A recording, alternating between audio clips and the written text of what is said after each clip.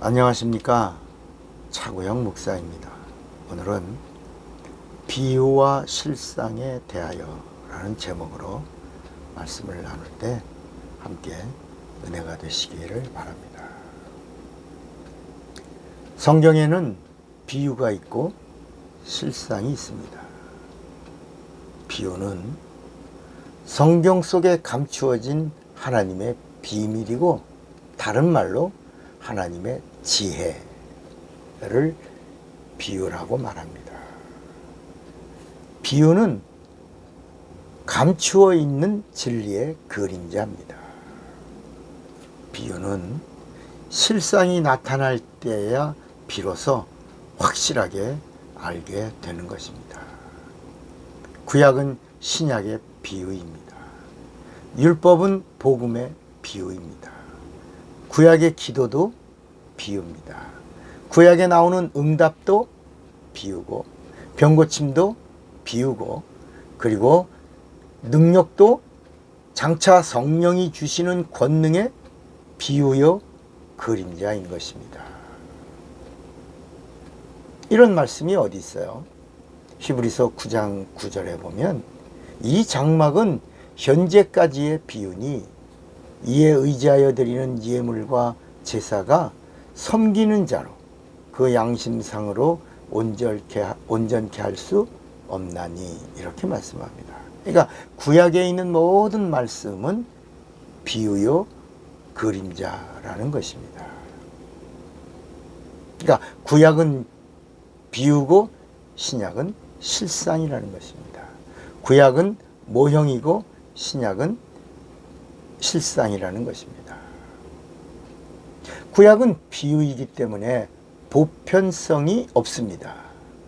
특별한 자에게 임하시는 능력이고, 특별한 자에게 임하시는 응답이고, 특별한 자에게 임하시는 치료가 나오는 겁니다. 선택받은 자의 비중이 큰 것, 이것이 구약의 이야기입니다. 그러나 신약은 비유가 아니고 실상입니다. 왜요? 예수가 실상이기 때문입니다. 예수는 보여주신 하나님이십니다. 하나님을 가지면 하나님의 사건이 비유로 나타나는 게 아니라 실상으로 나타나는 겁니다. 능력으로 나타나는 겁니다. 그래서 신약은 특별함이 아니라 보편성에다가 비중을 둡니다. 선택의 종점, 구약의 선택의 종점은 백성까지입니다. 그러나 실상이신 예수를 영접하면 예수를 믿는 신자가 되는 겁니다.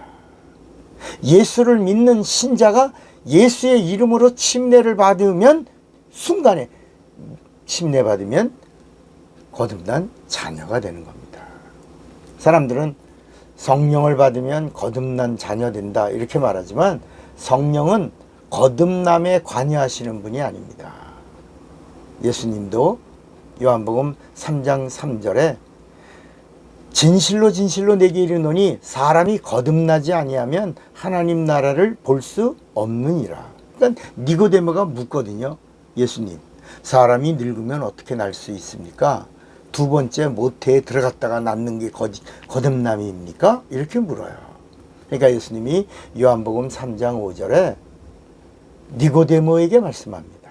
진실로 진실로 네게 이르노니 사람이 물과 성령으로 나지 아니하면 하나님 나라에 들어갈 수 없느니라. 그러니까 물과 성령으로 난다고 그러니까 사람들은 물은 빼버리고 성령으로 난다, 성령 받는 게 거듭나는 거다, 이렇게 말씀하지만 예수님은 그 앞에 물로 나고 물침례로 거듭나고 성령으로 보증을 받는 것.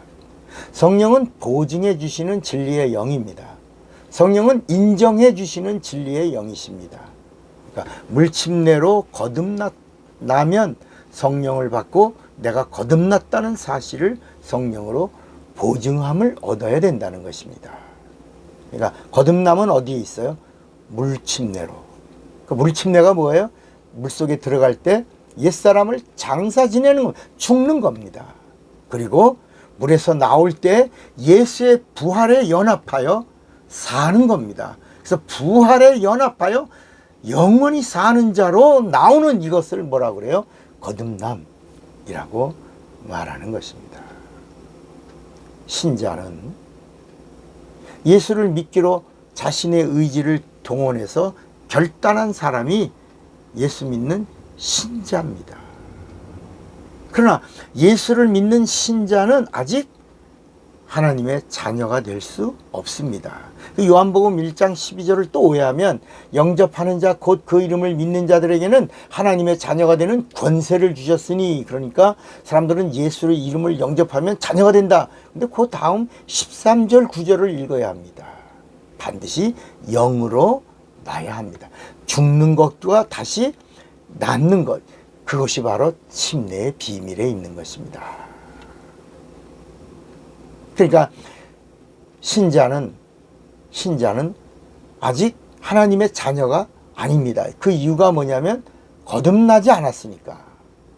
이걸 교회에 처음 나온 새 신자를 생각하면 됩니다. 새 가족이라고 그러죠. 새 가족이 예수를 영접했어요. 그 사람 하나님 자녀입니까? 예수 믿는 신자가 됐죠.